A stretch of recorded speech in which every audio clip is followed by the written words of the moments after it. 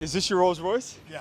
I have the biggest business media channel in the entire world called the School of Hard Knocks, where I interview guys like Shaq, Mark Cuban. What did you do to get a Rolls Royce? I invented gel nails, 1981. Actually, so have you always been a business owner? 1981, I invented gel. What's the greatest lesson you've learned about entrepreneurship since 1981? That's 40 years ago. 40 years of business. 44 years ago. You got to keep trying, motherfucker. What's the most amount of money you made in a single year? I made over 100 million. How did you scale out to do over 9 figures in sales? What was your secret to scaling? Started with $200 on Venice Beach. Here's a picture, the first day on Venice Beach. Oh my gosh. $200. So, and you invented that. How were you an innovator? How important was it for you kind of being an innovator and thinking, like, how did you come up with that idea? Tell me. Use gel on my teeth. I What's took that? it from my teeth. It stayed in your teeth, it'll stay on your hands. Were you a good salesman? I always sell. Sell every day. What's your secret to selling? You got to sell yourself first. I got to go. Can we pull up here real quick for one more minute? It'll be worth it, I promise you. We do 200 million views a month. 200 million? Yes, sir. And we have 12.7 million across social media followers, so it'll be worth it. Is this TikTok?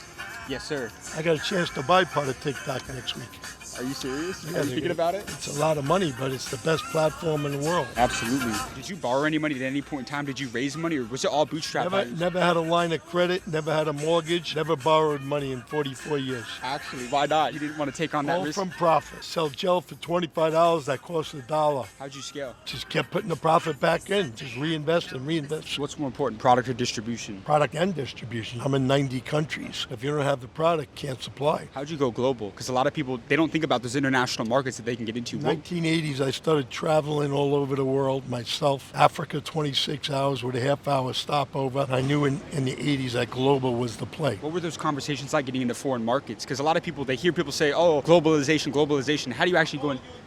Thanks, brother. I appreciate it. I'm not him, but I still follow you. I appreciate you. That means a lot. Hire interpreters, and you just keep going until you find somebody good. Were you a good negotiator? My mother said I could sell a cat off a dead fish truck. Did you come from a rich family? No, my father was a plumber. He used to clean shit in toilets. Now, as a $100 million entrepreneur, what's the best financial advice you've been given? The best financial advice in the world, save your fucking money and don't waste it on stupid shit. This car was 520 grand. I bought it at an auction for 175. I could buy 100 of them brand new, but I wouldn't spend 500,000 on a car. Do you believe in God? Of course I believe in God. I wouldn't be here if it wasn't. How important has faith been for your success? 100%. Did you always 100%. have that belief in God, or was it something that you kind of got at a later age when you realized how I important it think was? the most important religion in the world is act on to others. You wish them to act on to you. Don't do anything to anybody you wouldn't want them to do to you or your daughter. Now, you're sitting in a Rolls Royce. This is a lot of people's dream car. How can somebody own a Rolls Royce in today's world? Give me one more golden nugget that a lot of people are missing out on. The younger generation, what are they missing out on in terms of business and